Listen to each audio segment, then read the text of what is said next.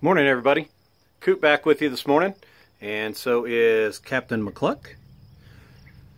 That's a rubber chicken. You know, everybody's got to have a rubber chicken. I've said that before, but not everybody has a Captain rubber chicken. Anyway, moving right along. I hope everybody's off to a great week. Starting a little video series on front door leadership, so therefore I am sitting outside my front door. You know, when you think about front doors and the purpose, and there's all kinds, of course, decorative, security, but it's the place where you greet people when they come to your house, unless you use a garage like we do a lot of times. But some doors are fancy, some doors are plain, all different kinds of front doors and all different purposes for front doors.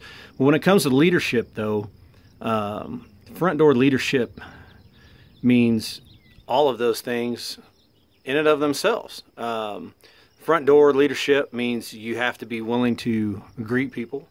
You have to be willing to provide security for your employees, for yourself, for your customers. And I don't just mean security as in, you know, theft and bad folks and that sort of thing. I'm talking about security as people need to be feel safe to work in their place of employment. They need to be able to know that they're valued, and that they ultimately just need to be comfortable to be able to work where they're working. Excuse me. And as the leader, you have to be able to do that. You have to be able to provide that kind of security, that kind of comfort for your employees. If you have a lot of high turnover with your employees or your staff, my first suggestion would be stand in front of a mirror and look at that reflection of that person that you're seeing. Not saying you're a bad person by any means, but it's probably because you're not creating that good, safe, secure environment for your employees. And as far as looks, you know, front door leadership, you don't have to be fancy. You don't have to be plain. You know, it's one of those things where you kind of have to be a combination of both. And I think too many times we go too fancy and try to, you know, do way more than what we need to. One of my main things that I preach all over, because I wholeheartedly believe it, is we got to get back to that back to the basics approach. We got to quit being so fancy. In education, we got to quit doing all the standardized testing mess. We keep asking this fish to climb a tree, and that's not going to happen. It's not going to happen. And the sooner that ultimately, really, politicians realize that, the better off we'll be. We've got to put education back in the hands of our teachers.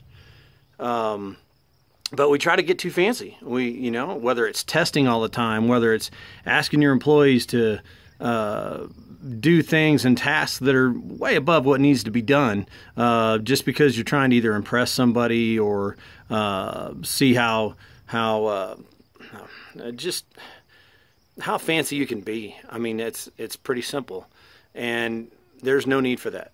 There's no need for that. We have got to back off, get back to basics of life. You know, let's go back to the Mayberry days. Those of you that remember Andy Griffith Show, I love watching that with my parents, and my dad was a huge Andy Griffith Show fan. And you know, we got to go back to that front porch and the sweet tea and just simplify things. Complicating things is not going to make things better. And I always have told my staff members that, you know, more does not equal better. It doesn't. And we continue to put more and more responsibilities on people in the workplace, and that doesn't mean things are going to get better. Actually, my bet would be they're going to get worse, because you're going to burn people out and they're going to quit and leave. Look at education. Look how many people leave in the first 5 years. It's getting worse. Or as I like to say, it's getting worser and worser.